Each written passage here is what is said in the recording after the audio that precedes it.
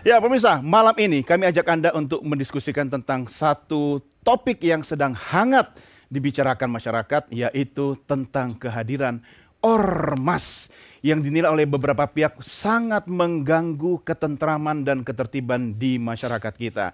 Karena itu kami ajak Anda untuk menyimak diskusi Merah Putih malam hari ini bersama narasumber yang sudah kami hadirkan di Studio Nusantara TV malam ini yang jadi panelis istimewa kita. Saya perkenalkan satu persatu. Dari sebelah kanan saya sudah hadir bersama kami yaitu Komisaris Jenderal Polisi Purnawirawan Susno Duaji, mantan Kabar Eskrim. Jenderal, apa kabar? Siap. Alhamdulillah sehat. Sehat, Pak Susno. Terima kasih sudah bersama kami malam ini. Kemudian di sebelah kiri saya, seorang praktisi hukum yang juga pengalaman lapangannya banyak. Beliau akan banyak bercerita tentang kita, bagaimana ormas itu nanti, yaitu Nicholas Johan Kili-Kili. Apa kabar, Bang Nicholas? Baik, Sehat? sehat. Semangat. Merah putih. Merah putih, mantap. Terima kasih. Kemudian di sebelah kanan, Wakil Sekjen PP Pemuda Muhammadiyah, Afif Rosadiansyah. Pak Afif, apa kabar? Baik, Alhamdulillah. Assalamualaikum Sehat. warahmatullahi wabarakatuh. Waalaikumsalam warahmatullahi wabarakatuh. Terima kasih bersama kami, Mas Afif. Dan yang terakhir tentunya Wakil dari PPGP Ansor, Ketua Bidang Pengembangan SDM, Dwi Winarno. Mas Dwi, apa kabar? Kabar baik, Mas. Aku panggil Gus nggak boleh? Oh, jangan. Loh, iya toh, Nggak sesuai tradisi sementara. takut kualat aku. Sementara kita ini lagi menjaga tradisi. Oh, Iya. tapi dari penampilan sudah Oh, iya, gitu dipanggil ya, Kak. Gus Dwi. Terima kasih sudah bersama kita malam ini. Baik pemirsa, segera kita mulai diskusi malam ini. Kita saksikan dulu sama-sama tayangan yang berikut ini.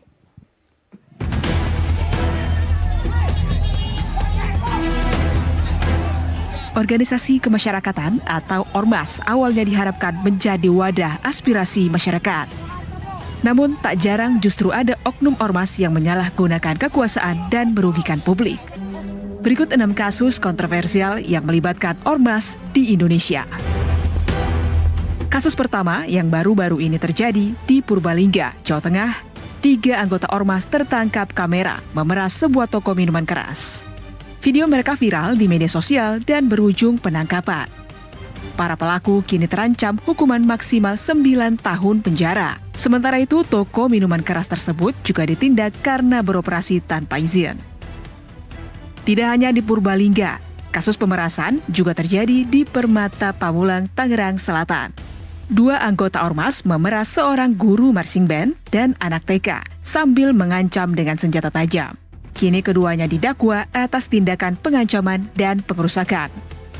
Kasus lain yang juga menyita perhatian terjadi di Bali. Di Bali, aksi ormas juga memicu penolakan. Pecalang menolak kehadiran ormas Krip Jaya karena dianggap mengganggu tatanan adat. Pecalang menegaskan Bali tak memerlukan ormas luar untuk menjaga keamanan. Apalagi ormas tersebut belum terdaftar resmi di Kesbangpol Bali. Sekitar 26 April 2025, di Barito Selatan, Kalimantan Tengah, ormas yang sama kembali menjadi sorotan. Mereka menyegel pabrik PT Bumi Asri Pasaman terkait sengketa bisnis karet. Polisi kini tengah mendalami kasus ini untuk proses hukum lebih lanjut. Pada Maret 2025 lalu, di Cilandak, Jakarta Selatan, 2 pria yang mengaku anggota ormas memeras seorang tukang cukur dengan alasan meminta tunjangan hari raya. Korban mengaku aksi serupa sering terjadi di wilayah tersebut. Kasus selanjutnya terjadi di kantor Dinas Kesehatan Kabupaten Bekasi. Ormas Laskar Merah Putih membuat keributan karena kecewa tidak bisa menemui kepala dinas. Mereka mengotori lantai dengan tanah merah, membuang sampah, dan menyiram air dari AC ke depan pintu lobi kantor. Peran ormas seharusnya menjadi pendamping dan pelindung masyarakat, bukanlah disalahgunakan. Diperlukan pengawasan dan penegakan hukum yang tegas agar ormas tetap berjalan sesuai tujuan awal pembentukannya. Tim Jurnalis NTV melaporkan. Simak diskusi kami malam ini. Bagi Anda pemirsa yang menyaksikan melalui layar Nusantara TV, Anda juga bisa saksikan program Merah Putih melalui live streaming di channel Nusantara TV Official. Jangan lupa like, share, subscribe, dan Anda boleh menuliskan komentar atau pertanyaan terkait dengan topik diskusi kita malam ini. Intinya, negara tidak boleh kalah sama Ormas. Jenderal Susno, Ormas meresahkan. Ini namanya Ormas, jadi isinya organisasi mas-mas ya, Jenderal ya.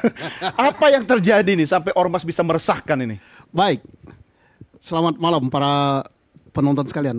Ormas itu baik sekali ya. Kalau kita perhatikan daripada pembukaan daripada undang-undang tentang keormasan, Ya.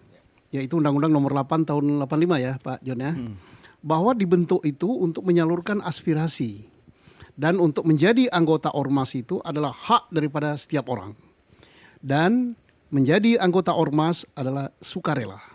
Apa tugas, fungsi, tujuan dari ormas itu diatur di dalam anggaran dasar dan anggaran rumah tangga. Persoalannya, the man behind ormas. Orang yang berada di ormas itu menyalahgunakan ormasnya untuk menjadi sesuatu kekuatan, melakukan tindakan-tindakan melanggar hukum. Jadi kendaraan ya? Ya, jadi kendaraan. Sehingga ormas ini bergandengan dirusak namanya, seolah-olah ormas itu adalah organisasi preman, seolah-olah. Tapi yang ormas yang nakal, anggota ormas yang nakal itu hanya mungkin tidak sampai 10% daripada ormas. Karena jumlah ormas di Indonesia ini mungkin puluhan ribu. Ya. Yang resmi ya, yang terdaftar, ada akte notarisnya, ada anggaran dasar, anggaran rumah tangganya, dan juga terdaftar juga di Kementerian Kumham dan Kementerian Dalam Negeri di Kesbang. Ya. Persoalan di lapangan sekarang adalah ormas-ormas ini yang nakal orangnya menyalahgunakan, tidak sesuai dengan fungsi ormas yang tertata di dalam anggaran dasar dan rumah tangganya. Jadi mereka melanggar ADRT sendiri ya? Melanggar, bahkan mereka ada yang bermain politik, gitu Ya, kan? ya. Mendukung suatu kekuatan politik berada di sini dengan cara apa? Bahkan ada yang menyalahgunakan untuk kepentingan kriminal, tapi bukan ormasnya ya, orangnya. Orang dalam ormas. Orang dalam Tapi ormas. bawa bendera ormas, Jenderal. Bawa bendera ormas dengan minta tunjangan lebaran, kemudian minta ini, minta itu, mendaftarkan orang ke suatu perusahaan supaya diterima, bahkan menutup suatu perusahaan manakala tidak mau mengikuti dia, bahkan ikut campur di dalam penegakan hukum, yaitu membela sesuatu pihak yang bersengketa. Ya. Nah, ini yang harus menindak siapa? Pertama yang harus menindak yang punya fungsi pengawasan ormas, yaitu kalau dulu namanya Kesbang ya, nggak tahu Ya, sekarang Kesbang namanya. Pol ya, Kesbang Kemdagri. Pol. Kalau ada ormas yang menyimpang, harus disurati, ditegur pimpinan ormasnya. Anggota Anda sedang nyeleweng dari anggaran dasar dan anggaran rumah tangga. Karena pasti kalau di dalam anggaran dasar dan anggaran rumah tangga mencantumkan boleh campuri perkara, boleh menutup perusahaan, boleh minta THR, pasti tidak akan diizinkan ormas itu. Pasti anggaran dasar dan rumah tangganya tidak seperti itu. Dan kedua, siapa yang harus bertindak? Manakala sudah berbuat melanggar hukum, bukan ormasnya yang melanggar hukum, tetapi orangnya, dan Polri selaku penegak hukum harus cepat-cepat menindak sesuai dengan pelanggarannya. Proses secara hukum, ajukan ke pengadilan. Ya. Nah, bagaimana dengan ormasnya? Ormasnya tidak salah organisasinya. Itu badan hukum. Ya, ya. Ya, beda dengan ormas yang melakukan teroris ya. Ini berbeda lagi. Ya, Ini ya. bisa Itu dibubarkan. jelas ya. Jelas. Tapi kalau anggota ormas-ormas yang nakal, ya anggotanya tindak. Bagaimana kalau pimpinan ormasnya? Ya pimpinan ormas itu manusia. Tapi kan dia bertanggung jawab, Jenderal. Bertanggung jawab pimpinannya, apalagi kalau misalnya anggota ormas yang melakukan pemerasan, melakukan perbuatan-perbuatan melanggar hukum atas persetujuan atau atas perintah dari pimpinannya, maka dalangnya Ya. itu adalah pelaku lapangan, tapi dalangnya adalah pimpinannya. Dan nggak mungkin pimpinan tidak tahu kan? Kita tidak bisa mengatakan begitu. Pura-pura tidak tahu bisa, Jenderal ya? bisa, tapi kan penyidik harus bisa buktikan sejauh mana keterlibatan dari pimpinan ormas. Ya. Kalau dia terlibat, jangan takut. Negara tidak boleh kalah kok. Masa negara kalah sama Terus tadi ada menyinggung soal keterlibatan Polri. Kenapa kesannya Polri agak lamban begitu? mungkin Ya, ini kan di Indonesia ini kan kadang-kadang sesuatu kan berbau-bau politik ya. Wah, ini ormas ini di backing ini, nggak usah takut. Emang Polri backingin ormas juga? Lah, bukan Polri yang backing. Gak apa-apa ngomong sekarang Jenderal, udah aman. Sudah selesai pemilu ya. Ada ormas yang kadang-kadang kan dalam pernyataannya, kalau tidak karena saya dukung, tidak mungkin dia menjadi kepala daerah. Oke. Iya. Karena dia dari partai ini, maka saya ini. Bukan kata saya, kata orang itu. Iya, siap. Nah, jadi nggak usah takut lah.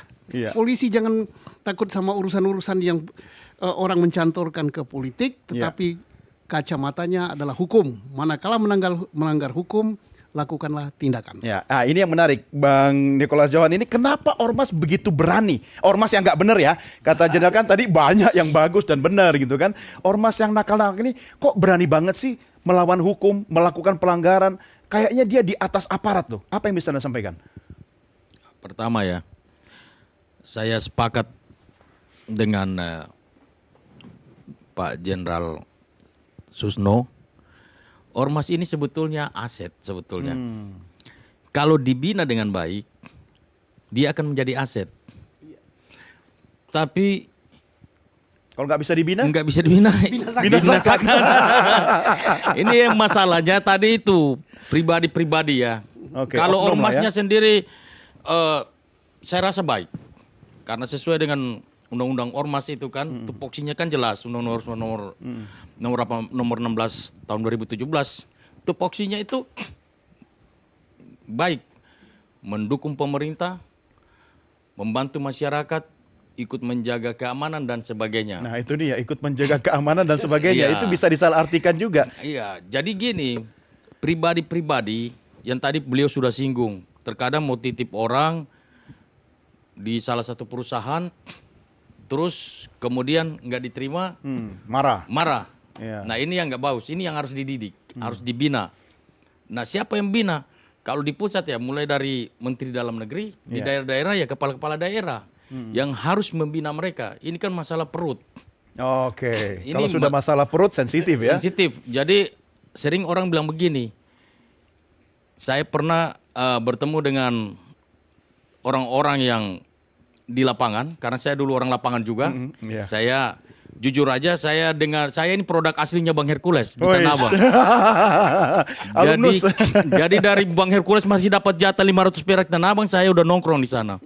Cuma berapa itu Bang?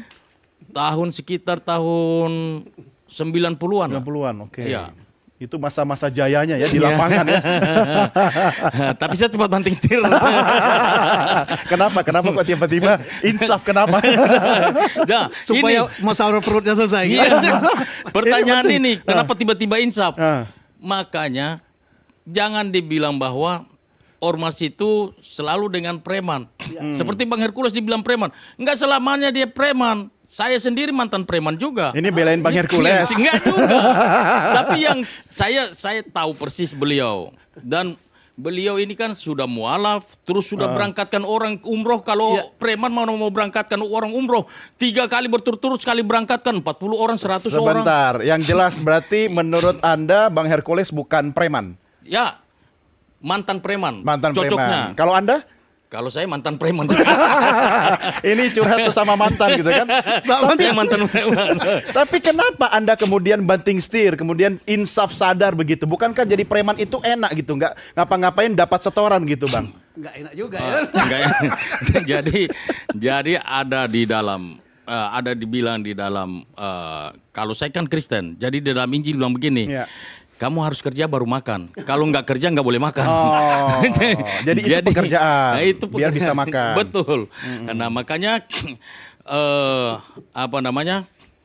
Saya harus insaf. Iya. Saya insaf. Harus insaf ya. Syariah harus insaf. Berapa tahun jadi preman kemudian insaf? Oh, cukup lama ya. Oh cukup lama. Sudah puas maksudnya? Atau sudah pendapatan sudah berkurang? Karena sakit aja. Sakit masuk rumah sakit, divonis dokter mati, tapi masih diberikan kesempatan, dikasih kesempatan Titik balik hidup ya. kedua. Dapat cahaya ya. Makanya saya situ Pak Don, katanya tadi kan masalah perut. Gitu. Betul, nah, betul. ini supaya pemerintah tahu juga Iya. bahwa masalah perut itu nomor 1. Iya. Setuju. Iya. Setuju. Iya. Ja- Oke. Jadi preman-preman ini yang di jalanan kalau kita tanya, dia bilang biasa rata-rata panggil saya itu kakak. Kalau dipanggil Kakak apa dipanggil biasanya? Kak Niko, Oh, Kak Niko, oke. Iya. Kakak, kalau orang lapar itu kakak, dia bisa lebih nekat dari tentara sama polisi. Oh, Bilang itu yang gitu. bikin mereka berani. Iya, betul. Karena lapar. Iya. Bukan karena dia merasa punya apa ya, punya saham kepada oknum aparat karena mungkin sering membantu oknum kita jadi dia merasa gue juga kasih makan dia jadi gue berani gitu. 90% karena lapar. Itu Oke, mungkin lapar. 10% kayak Bukan karena mabuk ya. Kalau mabuk semboyongan kan. Oke, sebentar, tahan dulu ya. Ini tiba-tiba flashback dia masa lalu, ya kan? Jadi kalau saya panggil lagi Kakak Niko, teringat masa lalu ya. Saya mau ke Muhammadiyah dulu, ya, karena Muhammadiyah ini organisasi besar di Indonesia bahkan dunia ya, Ormas mendunia itu. mendunia ya, bahkan general asetnya juga terbesar ya di dunia. Terkaya. Terkaya ya, Mas Afif. Apa sih yang dilakukan oleh Muhammadiyah untuk kemudian membina generasi mudanya biar nggak nakal? Baik. Terima kasih. Terkait dengan bagaimana peran serta pemuda Muhammadiyah dalam hal ini, dalam membina anak muda sehingga terhindar dari premanisme ini, ada beberapa hal yang perlu kita lakukan atau pemuda Muhammadiyah atau seluruh aspek seluruh stakeholder yang ada. Sebelum masuk ke sana, perlu kita jelaskan bahwa yang tadi yang pertama adalah ormas dan premanisme itu bukan merupakan suatu yang identik. Oke. Itu yang perlu Jelas beda dijelaskan. Iya. Ini yang perlu di statement jadi awal. Ini perlu diluruskan untuk menghindari generalisasi dan stigmatisasi sehingga berbagai ormas yang memiliki peran dan sumbangsi kepada negara, bahkan lahir sebelum negara itu merdeka, itu tereliminir terhadap oknum-oknum kejadian yang beberapa hari belakangan ini mencuat. Termasuk salah satunya Muhammadiyah, NU, dan kami di Pemuda Muhammadiyah ini lahir bahkan bulan Mei ini sudah usianya 93 tahun. Wow. Lebih tua dari Republik ya. Dari Republik. Ya, karena memang Muhammadiyah dan NU itu pendiri Republik sebenarnya. Iya. Nah, oleh karena itu kembali kepada persoalan tadi itu, bahwa Pemuda Muhammadiyah menganggap bahwa persoalan premanisme dan negara ini, yang ada di negara ini merupakan masalah yang serius yang harus ditangani secara serius oleh negara sehingga tidak terjadi lagi keresahan di masyarakat. Kalau sudah serius berarti nggak ada masalah kayak sekarang dong. Nah, oleh karena itu kita perlu bicara, hadirnya di sini untuk membicarakan hal itu, sehingga kita perlu mendukung pemerintah, negara maupun penegak hukum. Kita mensupport, mendukung, sehingga jangan takut seperti Pak Jenderal tadi sampaikan, jangan takut dan kepada ormas-ormas tersebut yang melakukan tindakan-tindakan di luar prosedur hukum. Nggak usah takut, orang premannya udah insaf kok di sini. Pak Don, ini Ya, siap. bagus sekali ya. Tentang premanisme harus dibedakan dengan ormas. Betul. Ormas itu gimana pun juga perannya luar biasa. Ya. Kita katakan misalnya ada ormas tertentu isinya banyak preman. Tadi udah dijawab, kenapa banyak preman? Ya karena lapar. Nah, perut. kita harus berterima kasih pada ormas-ormas yang sekarang mungkin kita nilai negatif. Setidak-tidaknya mereka sudah mengumpulkan anggota. Ini dia loh, orang-orang yang bermasalah sudah saya kumpulkan. Oke. Tinggal pemerintah membuat sebagaimana dikatakan Pak Apip tadi. Iya. Ini orangnya, tanggung jawab pemerintah dong supaya perutnya tadi berisi kan. Iya. Ya, supaya perutnya berisi, memberikan keahlian, pelatihan dan sebagainya. Jangan nanti langsung dibubarkan, disalahkan, diapa-apakan. Tidak. Tidak menyelesaikan sepakat. Iya, akar tidak persoalan. menyelesaikan masalah. Sepakat, Jenderal. Iya, kita belajar dari Muhammadiyah dan juga NU dengan ansornya. Artinya kan ini urusan perut ya, Mas Dwi ya. Tapi kan jangan semata-mata nunggu pemerintah ya kan, negara gitu kan. Harus mandiri juga dong. Generasi muda Ansor ini kan terkenal dengan kemandiriannya juga. Apa yang bisa Anda sharing? Ya, pertama begini ya, saya ingin mengkritik negara. Misalnya, Baru mulai sudah kritik negara nih. ya karena misalnya begini, kemiskinan tuh bukan karena bisa jadi orang itu tidak malas, tapi bisa jadi karena negara kurang berperan atau menyebabkan apa yang disebut sebagai istilahnya kemiskinan struktural ya, begitu. Nah, misalnya begini, apa yang sudah dilakukan negara dalam melakukan pembinaan ormas? Kan ini soal ormas yang katakanlah tadi misalnya ini dianggap harus diferensiasi antara ormas dengan preman atau preman yang dia berbaju ormas kira-kira begitu. Nah, itu misalnya dia. begitu. Nah, yang saya mau sampaikan adalah selama ini negara selalu melihat ormas itu hanya dalam konsep atau kerangka yang sifat ideologis. Misal, yang melakukan peran pembinaan adalah Kes Bangpol. Seolah-olah orang ini belum selesai ber-Indonesia. Iya, seolah-olah orang ini belum hafal Pancasila. Iya, seolah-olah orang ini belum ngerti common value kita sebagai warga negara. No. Atau misalnya Polres yang melakukan dalam soal isu-isu ketertiban. Kenapa misalnya tidak Disnaker yang terlibat? Kenapa misalnya tidak dinas pendidikan yang terlibat? Negara. Ya, kenapa misalnya tidak dinas perindustrian yang terlibat? Karena beda problemnya kalau pendekatannya. dia perut, ya kita harus selesaikan. Jangan-jangan masalahnya dari sisi pendidikan. Jangan-jangan masalahnya adalah soal kesempatan atau peluang kerja. Jangan-jangan masalahnya adalah pada skill issue. Kira-kira begitu. Nah, terus kalau tadi ada pertanyaan, apa sih yang sudah dilakukan Ansor misalnya ya? Kita mungkin sama seperti Muhammadiyah. Kalau tadi pemuda Muhammadiyah usianya 92, kita selisih setahun. Kakak kandung kita 91 tahun.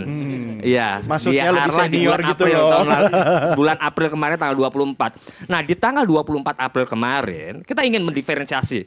Kita bangun positioning supaya orang ngelihat apa bedanya Ansor atau Banser dengan yang lain. Di tanggal 24 April kemarin kita declare pengukuhan 100.000 patriot ketahanan pangan. Misalnya basicnya kebanyakan Banser Ansor ini adalah di daerah rural. Iya. Meskipun di urban sebagian besar juga sudah hadir. Kita pengen nih bahwa kita nggak hanya sekedar cuap-cuap apa kontribusi Ansor misalnya buat negara. Kita sekarang fokus bangun Action ya. action. Misalnya Konkret. sekarang banser-banser itu ya sekarang mereka bertani dengan apa seragam paramiliter supaya orang nggak takut bahwa jangan-jangan paramiliter itu nggak identik dengan violence, dengan kekerasan. Tapi identik juga dengan keseragaman dalam Iya. membangun pertanian. Iya, ternyata turun ke Peternakan. sawah ya kan. ke Iya, perkebunan kira-kira gitu. begitu. Yang kedua, kita tahu nih problem kita di Ansor Banser itu nggak semuanya well educated. Kita sadar juga banyak diantaranya mereka hanya lulusan SMP, SMA karena memang jumlahnya puluhan juta. NU gitu. Sementara di Ansor sendiri kita ada 8 juta member. Nah, kita training mereka, bangun capacity building.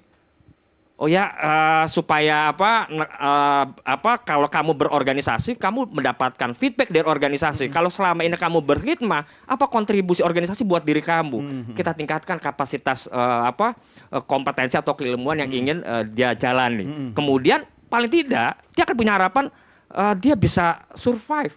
Iya, Tanpa bertahan harus hidup. menyusahkan orang lain, Iya. tanpa harus merengek-rengek ke orang lain, kira-kira Iya, begitu. iya, Nah itu yang iya. sekarang kita garap kalau di Ansor disebutnya sebagai Ansor University. Ansor begitu. University. Betul. Bagaimanapun memang seperti kata Jenderal Susno, perut itu penting diperhatikan. Ya kan? Kalau perutnya masih lapar, orang bisa kalap juga Betul. kan? Oke, kita harus angkat topi kepada Ansor ya kan, kepada Muhammadiyah, khususnya pemuda Muhammadiyah karena sudah ada aksi nyatanya. Nah, ini untung beliau ini duduk diapit oleh Anda berdua ya. Tinggal mau kemana nih nanti Ya, nih? kita sebagai sama warga ya mestinya kan harmonis. Iya, itu kata kuncinya. Menata bangsa ini dengan spirit yang sama. Kalau di Undang-Undang Ormas itu jelas bahwa keterlibatan Ormas tujuannya adalah untuk ikut terlibat dalam pembangunan nasional. Nah, dalam peraturan rumah tangga Ansor dijelaskan secara rigid bahwa tujuan berdirinya Ansor salah satunya terlibat dalam pembangunan nasional. Oke, baik, clear ya. Oke, baik Bapak-bapak, kita rehat sejenak dan sekali lagi saya mengundang partisipasi pemirsa. Kalau ada pertanyaan, komentar, silakan tuliskan melalui kolom komentar di channel YouTube Official Nusantara TV. Merah Putih segera kembali sesaat lagi.